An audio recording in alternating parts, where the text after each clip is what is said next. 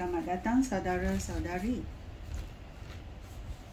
Sungguh besarnya kita sebagai manusia boleh menjadi saksi kepada syaitan. Ya. Pengalaman kita,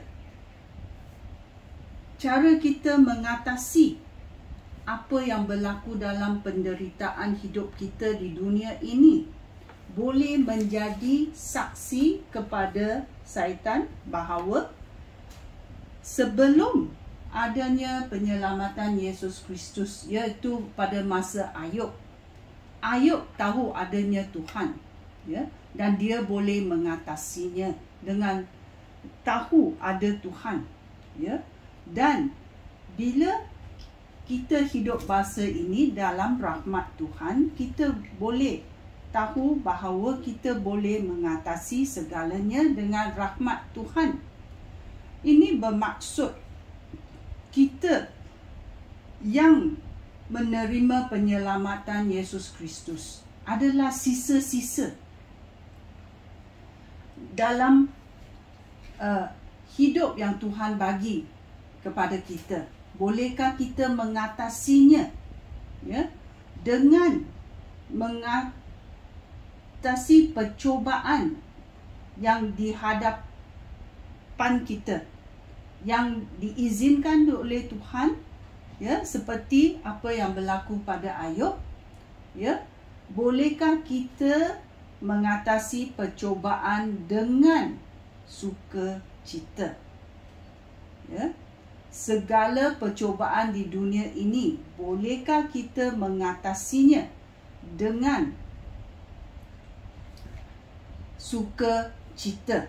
Dalam 2 Korintius babak 4 ayat 17 dan 18 berkata, 2 Korintius babak 4 ayat 17, hidup dengan beriman. Ayat 16 berkata, itulah sebabnya kami tidak tawar hati.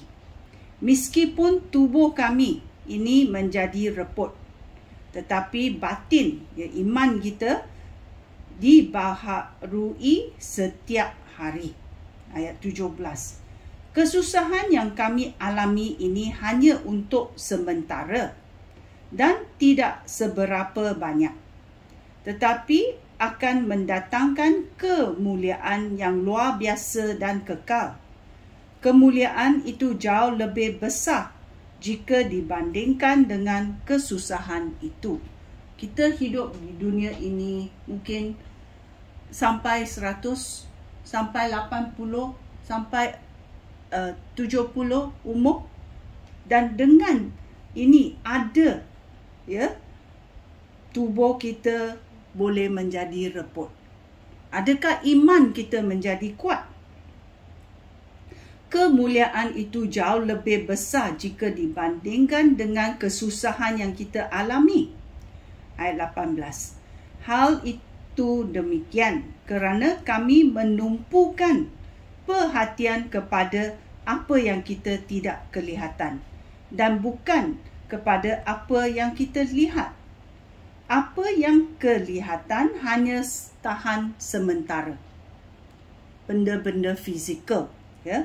Tetapi apa yang tidak kelihatan itu kekal selama-lamanya, iaitu iman kita kekal selama-lamanya. Harapan kita terhadap Tuhan, apa yang Tuhan kata itu benar, adakah kita mahu percaya kepada apa yang Tuhan katakan? Ya, dalam perjanjian baru, dalam Efesus babak 3 ayat 10. Efesus babak 3 ayat 10 berkata, supaya sekarang melalui jemaah semua yang memerintah dan yang dikuasai di angkasa dapat mengetahui pelbagai ragam kebijaksanaan Allah.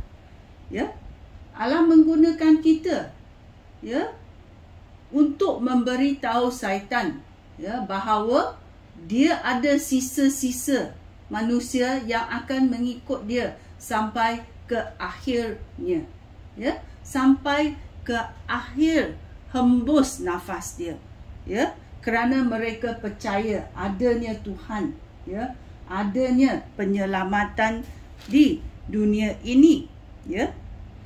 Oleh itu kita tahu bahawa Tuhan akan datang, ya.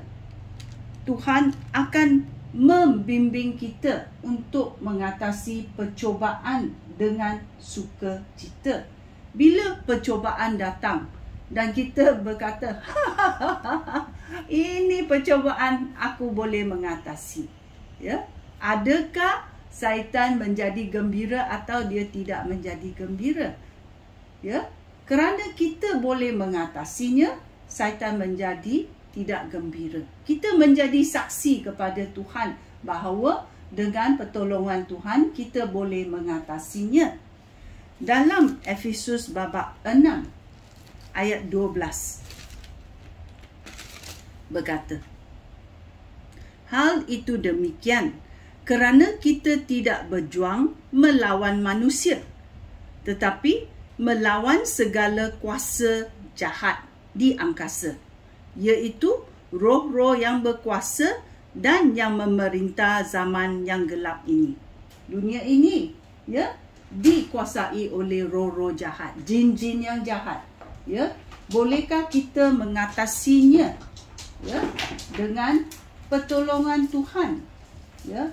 Bolehkah kita mengatasinya dan menjadi saksi kepada syaitan, ya, untuk berkata, ya, kita boleh mengatasinya. Kerana Tuhan tahu ada sisa-sisa manusia yang akan menyayanginya, yang akan menghormatinya, taat kepadanya, menyembah dia dalam iman dan dalam segalanya.